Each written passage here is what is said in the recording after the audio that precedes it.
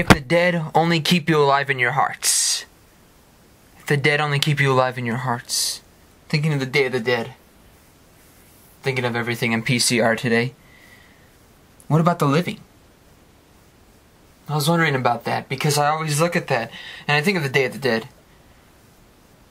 Think about how people say, you know, it keeps the dead alive in their hearts. But the thing is, what about people that are alive to you? Do they keep you alive in your hearts? Or are you simply seeing them as sharks? Not anything that can create your life. Because, see, if the dead have kept you alive in your hearts, what about when they were living? Did they keep you alive in your hearts? Or are you just keeping them alive in your hearts because no one else is? Because they even didn't when they were alive. So now when they're dead, they keep you alive in your hearts. But they never did when they were once living with you. When they were living around you. When they were living as a human in this form. Because a lot of times people do that with the dead. When anybody dies, they all of a sudden have a different exposure, a different thought of them. You know, oh, you'll miss me when I die.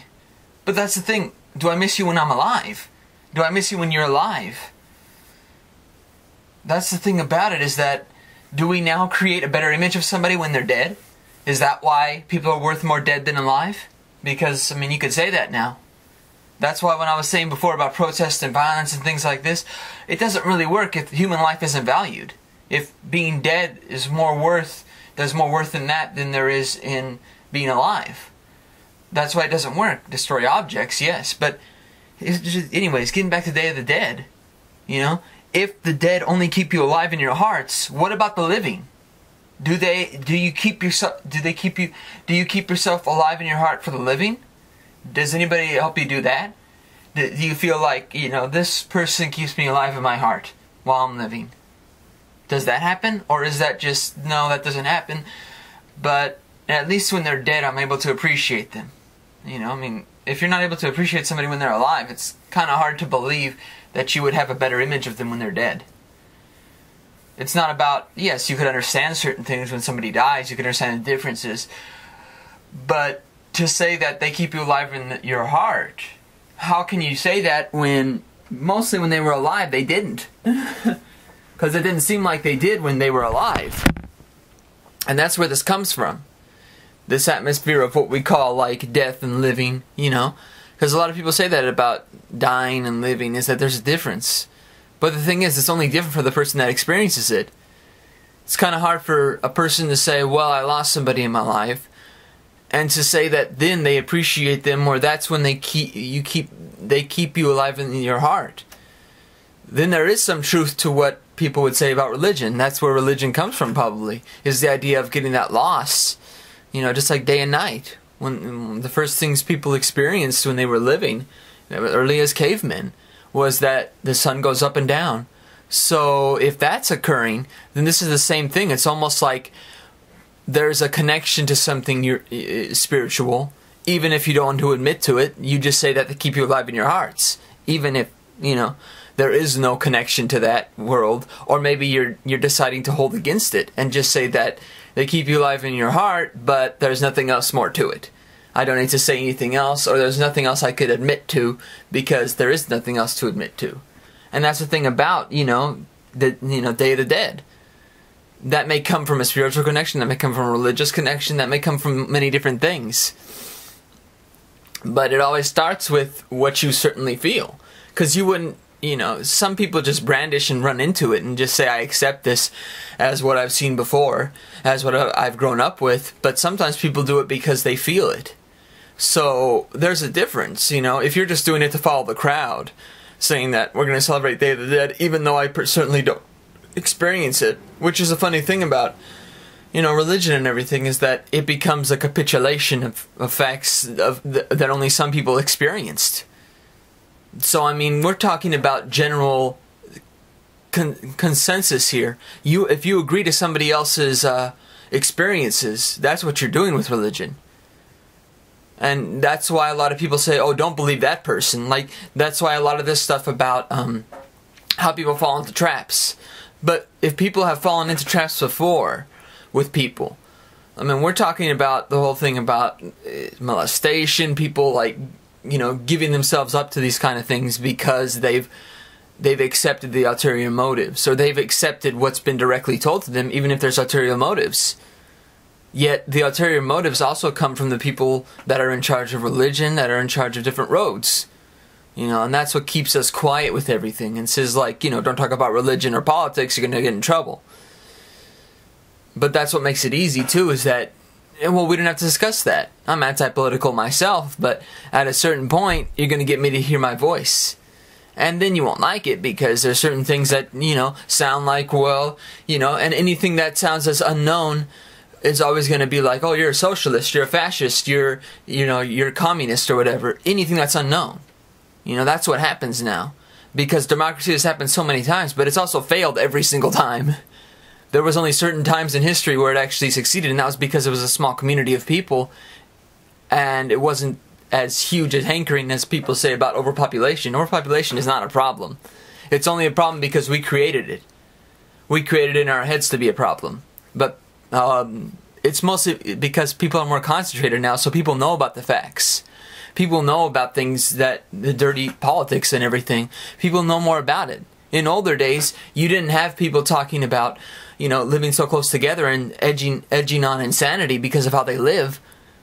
But now you do. You didn't have that before. You had, like, people with bigger housing communities, or, you know, they had a nice piece of land, or they had a nice house, and it was spread out. There was maybe 5 people near them. 5 different houses near them at all. So everybody talked about the same thing. But now that it's more concentrated, it's not 100% concentrated, that's why people still believe it. But when it gets to that point where everybody's really concentrated, then what else do you expect? You know, expectation shows that there is going to be that kind of desiring move, I guess you could say. It goes back to, certain things like he is just trying to be nice and spread around his advice. Then I'm sick of playing my part. It's more than a part. And you're calling it a part that's inside me endlessly. You know, that's the thing about, like, oh, he's just being nice. You know, sometimes, like, I was told that, or other people were told that, and generally speaking, that's the idea, is that, oh, he's just trying to be nice. That's people's thought psychology in their head. Because they think of it like, oh, he's just trying to be like a cartoon character, or that person on the news that they saw in an interview. They don't see it like, well, this is a person right in front of me. This isn't just somebody I just saw on TV or something. You know, and that's the difference. A lot of people, like, say, just contract it to what they've seen before. They don't try to separate it and look at it logically for what they just saw. They don't try to just say, hey, this person is actually trying to be nice to me on his own. Not because of what he saw before, but because he or she generally thinks that it's better to be this way about things. That's why some people at work say, you know, oh, Marcello, you're very upbeat. You have a good thought in your personality, and you're always trying to be happy and everything. And that's the thing about it. Why wouldn't I be? What would be the exception to the rule? You know, unless somebody was trying to attack me really badly, but the only thing I could do is just attack it with positivity. You know, I'm never going to attack with negativity, but the thing is, when you want to label me something, you're going to label yourself that way. And you have labeled yourself that way because you're using something to say that I'm worse than you. And that's the thing about it. Like, I'm worse than you because I'm being nice about it. So, you know, or I want to get, like I said last time, offering closure.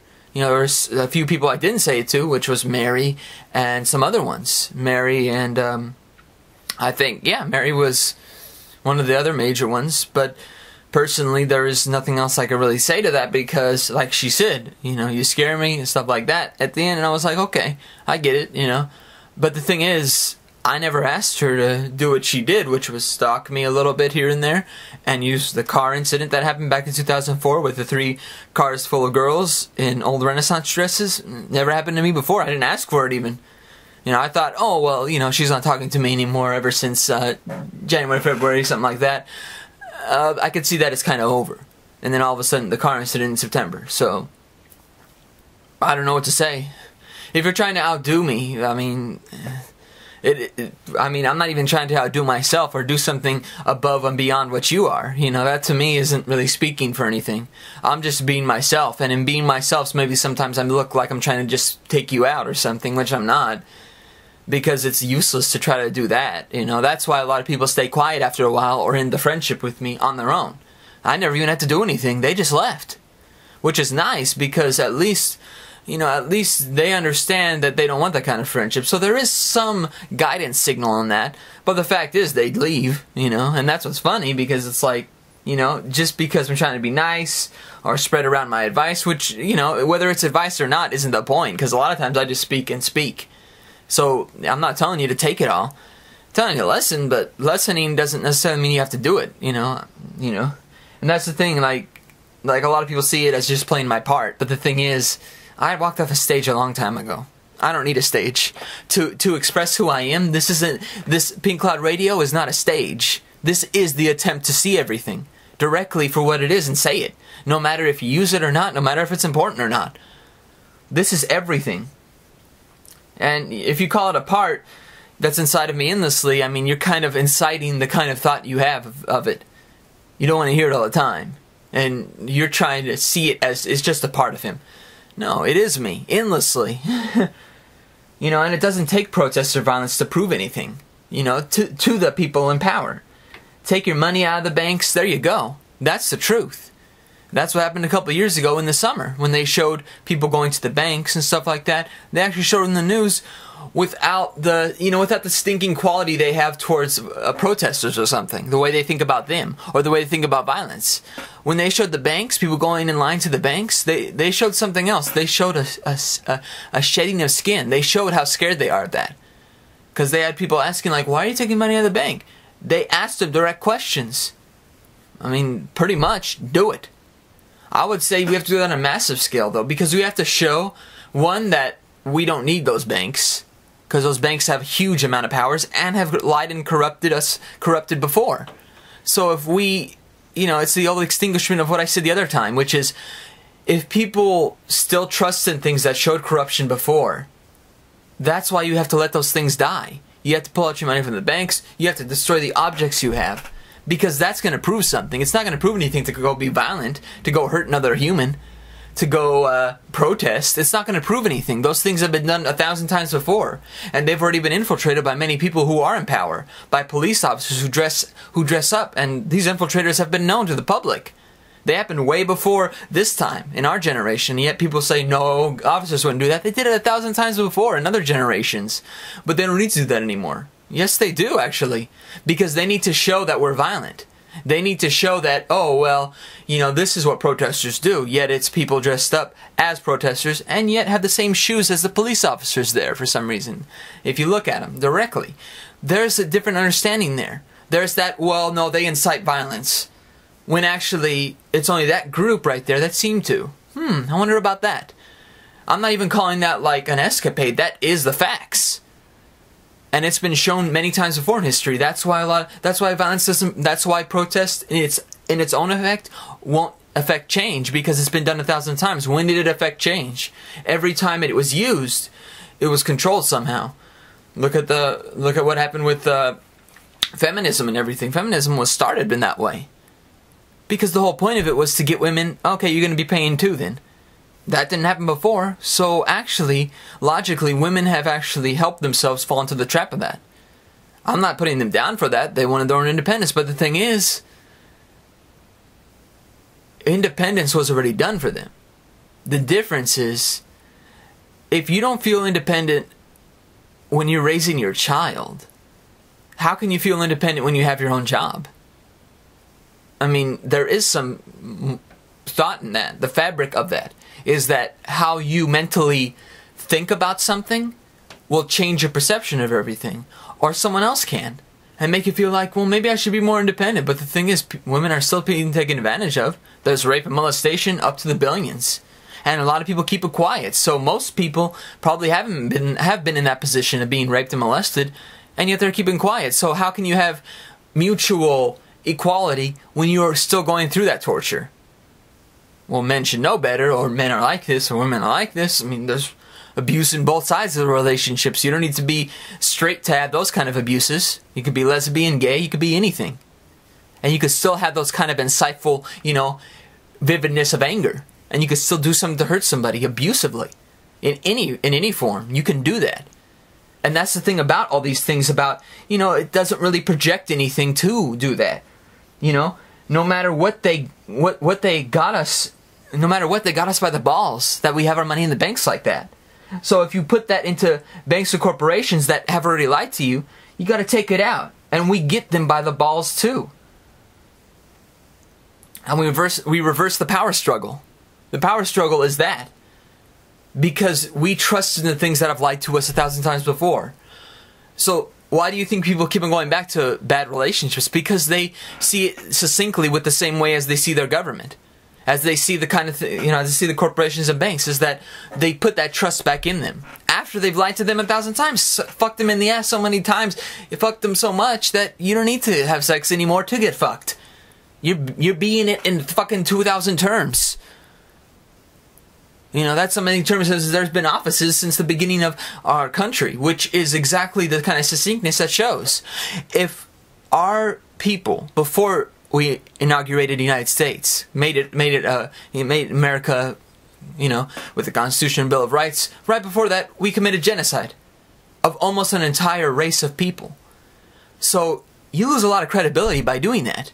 I'd like to see the historical records of how China started, of how the Middle East and all the other continents started. Did they start off with genocide too? Because if they had, then I would understand this kind of, radical influx that we've had in the last 20 years of looking at the Middle East as we have, yet we worked with them. We have our hands in every pot. So why wouldn't we control it with the military-industrial complex? We could send out billions. We sell the most weapons. So all the things that are farce to seem like, well, the Middle East has so many weapons, that we sold them. There you go. You don't need to have a direct line to it. It is given. It is a given that we have to do that. So our tortures are just inaugurated by our own selves by having no pestilence to stop.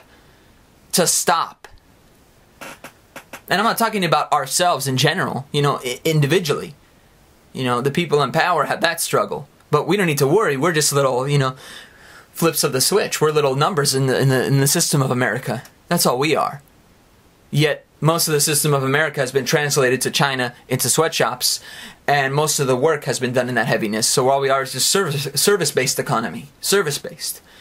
But there's nothing left of service-based. That's why people say, get a better job if you don't like it here. There's no better job. Look around. It's the easiest cop-out. People love using cop-outs because then they don't have to deal with something directly. They don't have to look at how they're treating people. I'm not even talking... And that's why people say, like, oh, that's communism, that's socialism. No, it's not.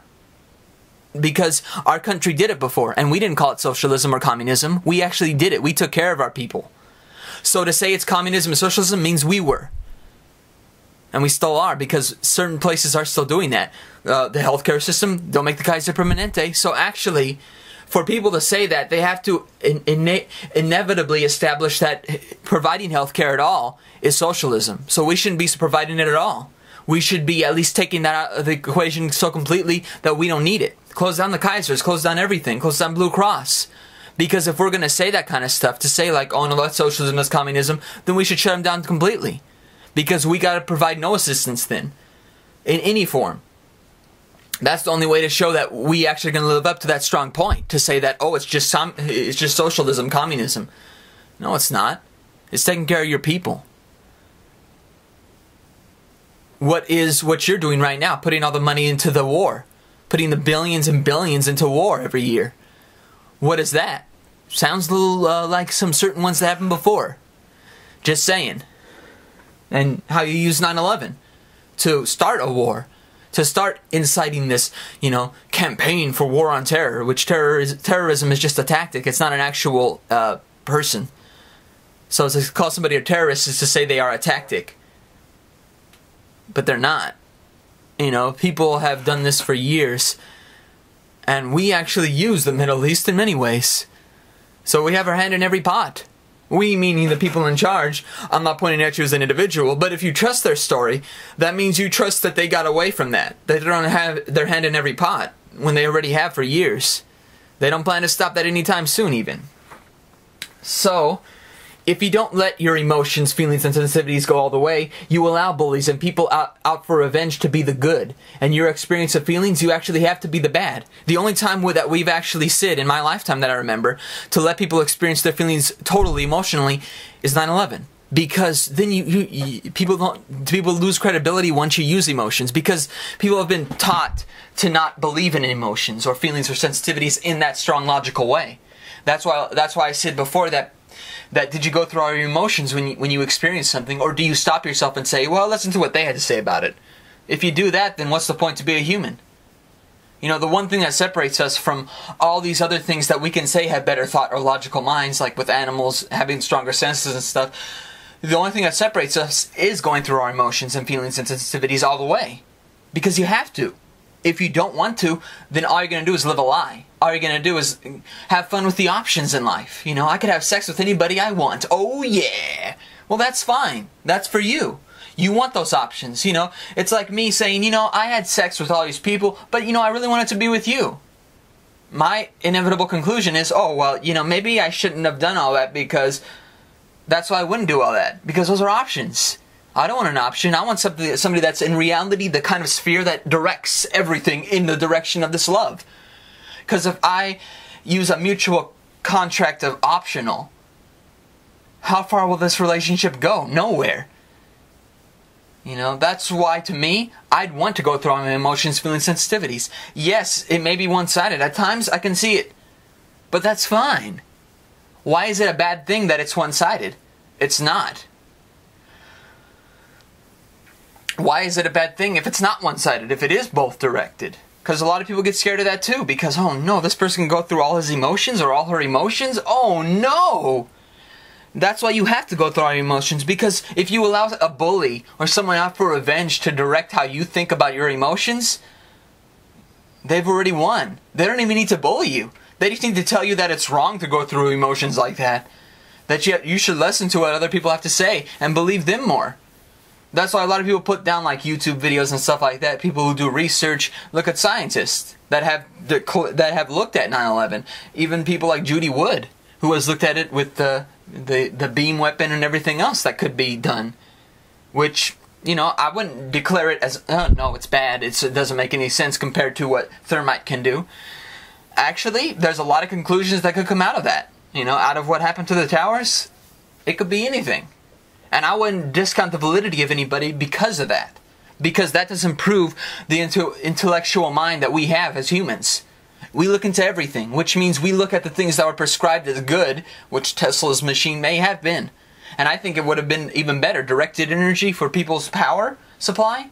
Oh my God, that would have shown that we don't need to collect money for all the electricity that's used, and it would be long lasting. But that's the whole point. That's why the government stopped Tesla. Because he would have had much more success in limiting the scale of what government could do with scrounging up the power from it to take for the electricity used. Instead, people would have individually had their own kind of machines, and it would have created a better environment. No, of course not. We don't want that. We want to take the money we can. Oil being used and such. Of course, you know, and that's where it comes from. You know, what's the ceiling for greed, as I said? The ceiling for greed, there's nothing above that could make the world better. It never happened before in history. I highly doubt it's going to happen now. We can have that hope. I throw hope in the trash can, honestly, because I would care less for the idea of hope, because it's been tried so many times in democracy and it's failed so many times. So to use the kind of same concept prescribed that those other ones used to try to gain that kind of power structure shows the failure of it. And it's going to be inevitable again. But that's the whole thing about, you know, putting down things that are new and different. Look at the French Revolution versus the Roman Empire.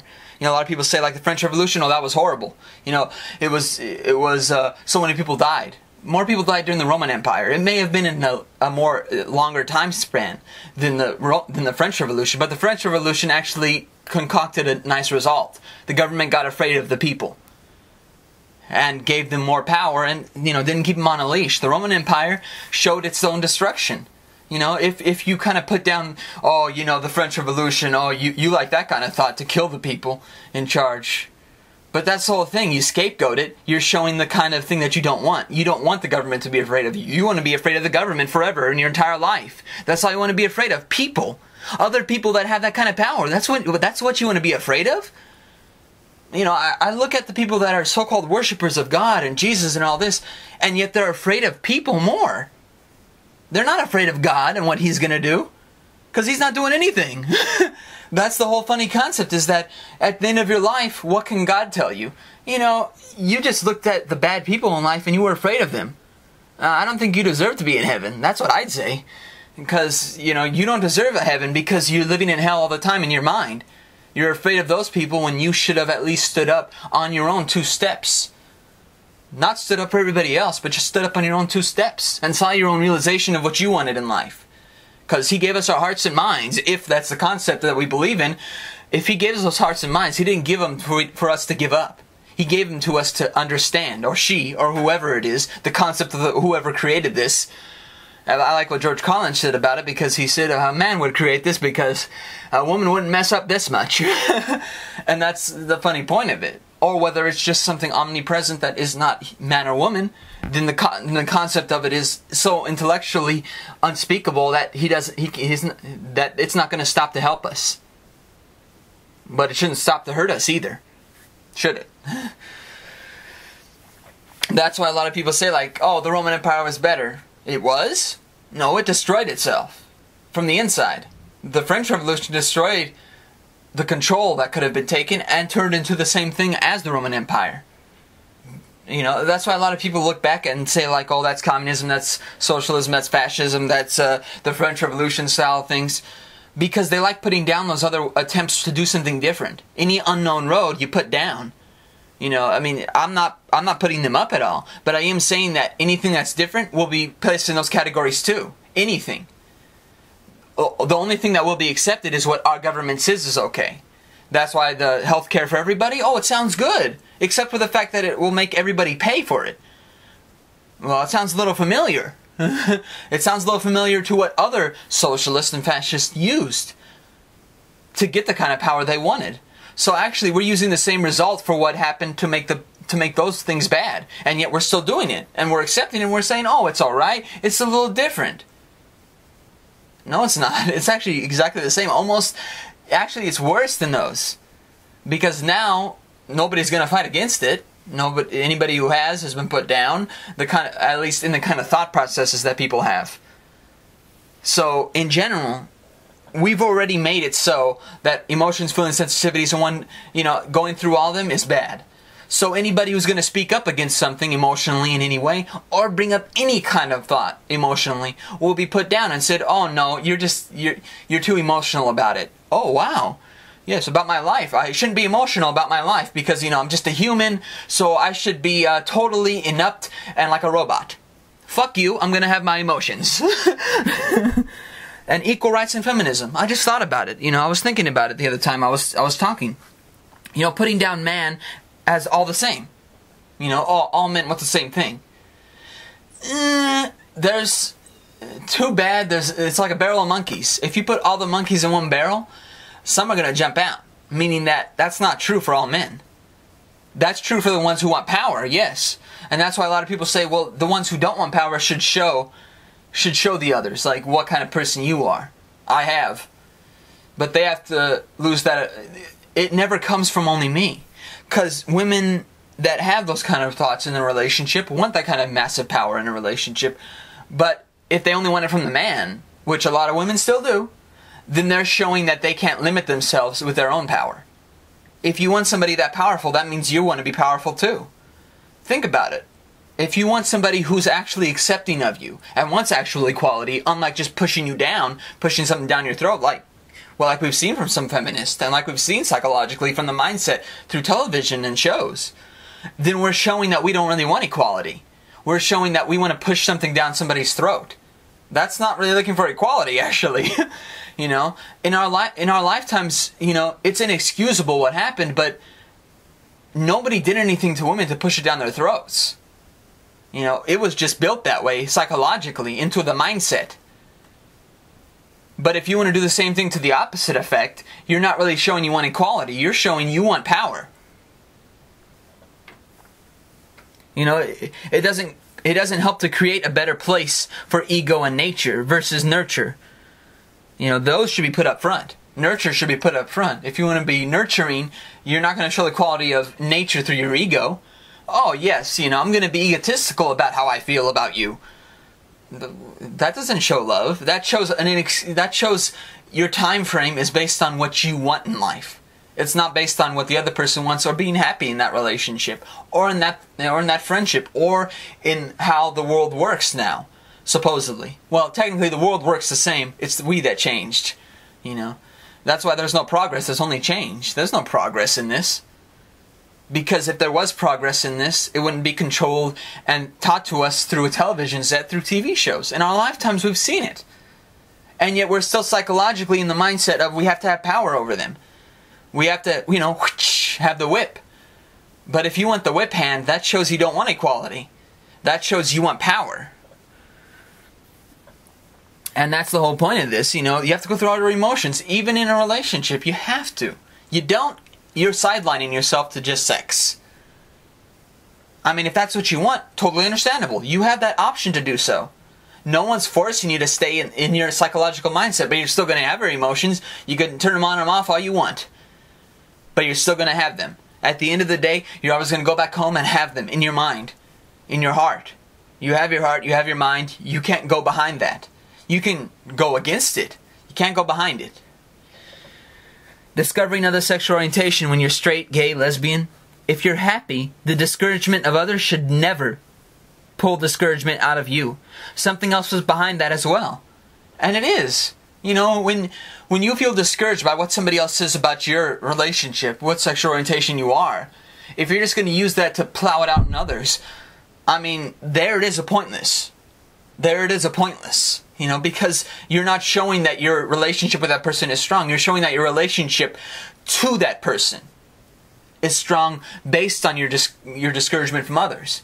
If your relationship is strong already, the inevitable is, well, I'm in confusion state right now. You know, that's why a lot of people say you got to be in confusion to be happy. And there is truth to that. But you can't base it off of what you had before. To say that, well, men didn't make me happy or women didn't make me happy, but I'm happy now. You know, you treat me better than my ex-boyfriend or ex-girlfriend did. Whatever orientation you are and whoever you're speaking to, a girl or a guy. But that's the whole point. If that's all you can say about the relationship, the discouragement from others really comes back to you on how you accept your relationship now. Do you accept your relationship based on the terms of your old ones, or do you accept your relationship now based on it now? Because if you want fun in your life, how can you have fun if you're going to think about the discouragement of others and think about your relationship based on your old ones? It comes by a straight line, you know. Oh, I've had so many relationships in my past, I don't want them anymore. Oh, I have none relationships, you know. And I don't even see it that way. Because there's no point to see it that way, because I have no ulterior motives to a new relationship. My new relationship will say, here's my emotions, feelings, sensitivities in one direction. Let's see if you could take it all. And not worry about the straight lines that are embedded from you from others, the intimidation or the discouragement from others.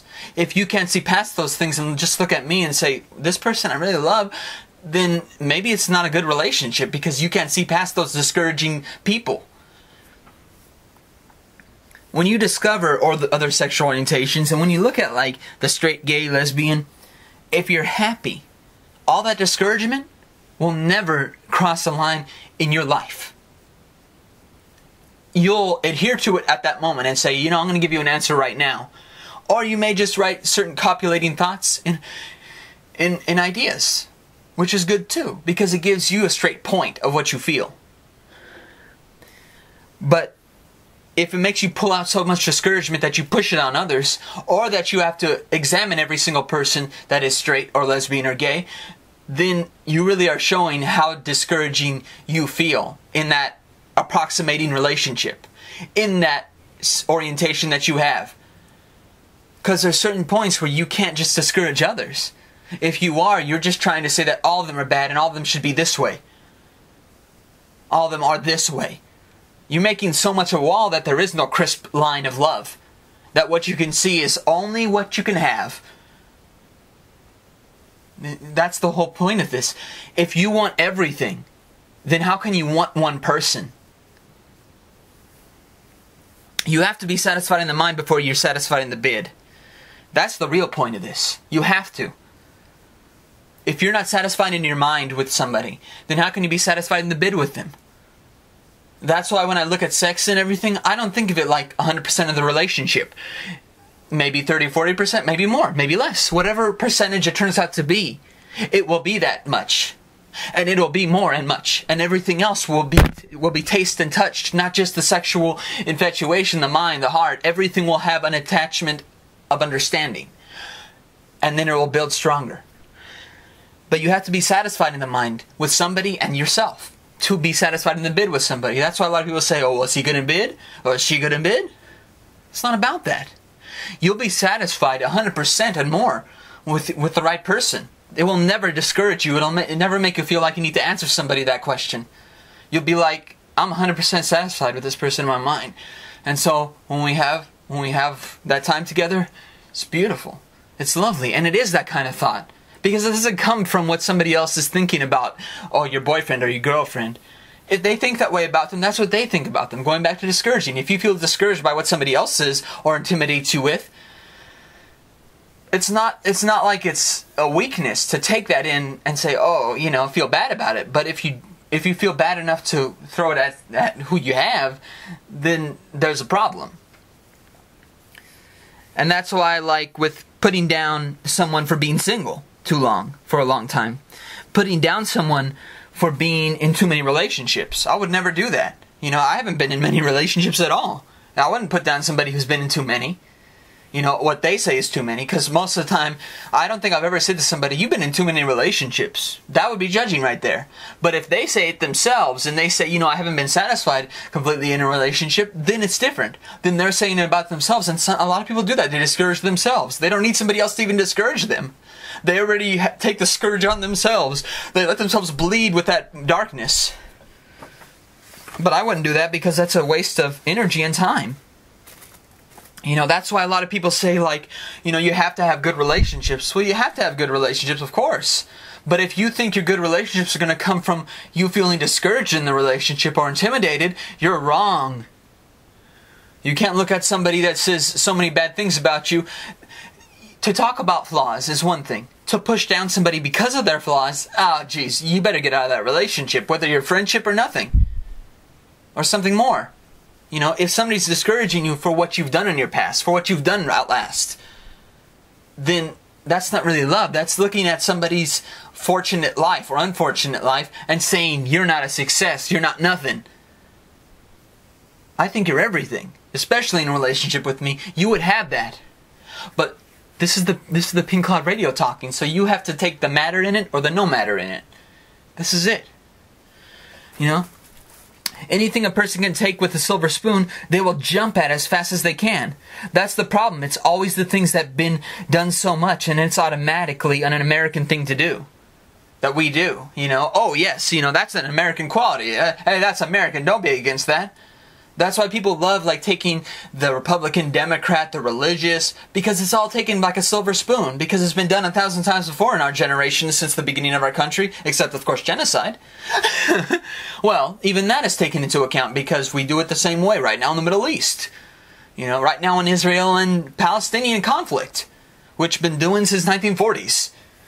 Actually way before that even. Way before when, the one thing that I say, and I agree with Albert Einstein, is that, pretty much the Jews are turning into what the Nazis were. At least treating the Palestinians the same way. There have been more Palestinians killed, and yet all they say is, well, 5 Israelis were killed. Oh yes, that's even worse. 120, 200 Palestinian children and old people are dying. Old people are being killed, and their housing complexes, everything's going down. But 5 Israelis were killed, so we better ignore that other stuff that's happening to the Palestinians. Because Hamas and Mossad were both created by us. Created and funded in that direction. That's why Hamas was put back in power. Because the most of Palestinians, except for Hamas somehow, want peace. So if Hamas is using trajectory combat, that means they're not really Palestinians. They're a form that was created.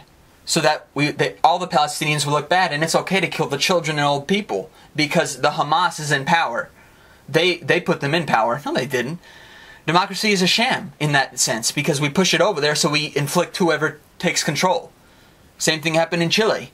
On September 11, 1973, 60,000 people died because we put somebody in power who we put in power and who destroyed the same thing that created it. So guess what? we create those kind of involved lines. We involve ourselves so much that we could decide and touch every single continent and make the power struggle turn to us.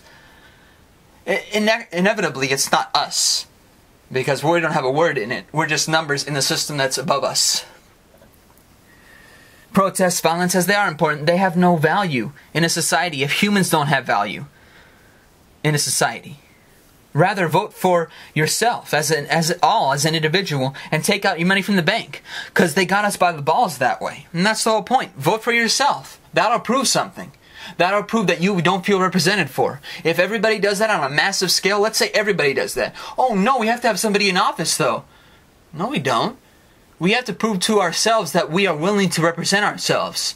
If we're not willing to represent ourselves, how can we say we feel represented by somebody else? If we are not willing to say, I represent myself. You know, I'm not Democrat, Republican, Independent. I'm not any of these. I'm Marcello Gignoli. That's all I can be. Pink Cloud Radio. Can't be anybody else. I can't be you. And I wouldn't want to be you because you're listening to me and taking no matter or a matter out of this. Making both. I don't make both. I make you. I make me. That's all I can make. I can't make anything else above this.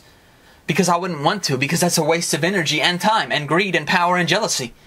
All of them created through the spectacle of what we have. I don't look at what I have. I look at what I don't have from you. You. All I want is for you to be yourself, unselfishly. You know, math was created not to solve problems, but create a problem that no one can solve, so that people in power can use it. Use it in the markets, because the stock market, oh man, it's an unsolvable math problem. No one has an answer for, so that they can manipulate it any way they please and get the money. That's the whole point of it. Math was created for that kind of intelligent life, so to speak. Intelligent, more controlling life. You know? And, you know, cop-out. Oh man, everyone loves cop-outs, because now, so they can change as they please. If you don't like it here, leave. But if one job can do that, all of them can. It's not an empty threat. It's the same threat. And that's the whole point of like, oh, if you don't like it here, then leave, find another job. Well, the thing is, we're based in an economy that's like this. We're based in a society that's like this. We didn't ask for our jobs to be thrown to China. You know, we didn't get that opportunity to speak for it. The corporations and banks did, of course, and they said, yes. We didn't. And now we're being pushed to the side and said, well, if you don't like it here, then leave. Oh, wow. In our country we do that, and in our jobs. Well, that's wonderful. That's an American quality right there. Wonderful. You know, and then destroying that by destroying competition. Reverse capitalism it is. You know? We don't live in a capitalist society. We live in a reverse capitalism, because it's so easy to say that, to use cop-outs. We don't want to deal with something directly. Well, how American is that? Well, let's see how much conflicts we've gotten into since World War I. I mean, even before that. In 1896, I think it was, with Spain. Oh, wonderful! You know, we don't want to deal with something directly unless we could get something out of it.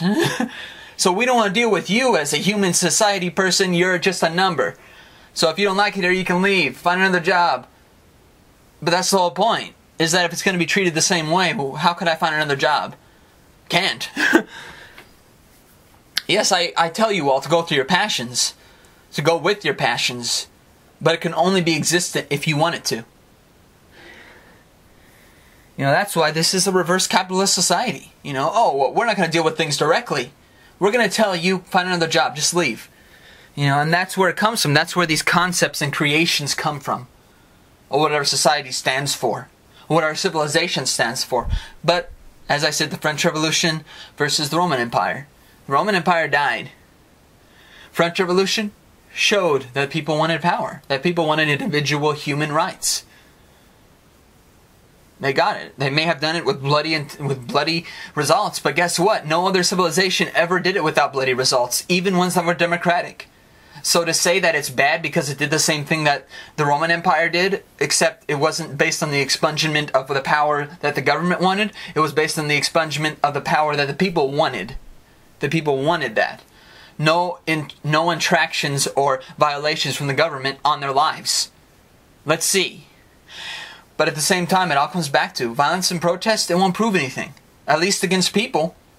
Even against the buildings. Yes, I understand. You want to destroy those buildings? Totally understandable. And it does work. But it only works if it's done at a huge level. The two things that can be done, as I said, banks, close them down. Take out the money. All. Or go vote for yourself in an election. Because that'll prove, if everybody does it, that'll prove I don't feel represented for. If you can't represent yourself, you think somebody else is going to represent you? It'll never happen because you can't even take the time to represent yourself. So in this whole thing of what we call life, I can tell you, destroyed or distracted, this is what we live with, you know? This is what we live with. If the dead only keep you alive in your hearts, what does it represent in life? We don't live in this society, in this system, to make ourselves necessary for others. We're necessary for ourselves. And we have to be. Not selfishly, but we have to be. Love.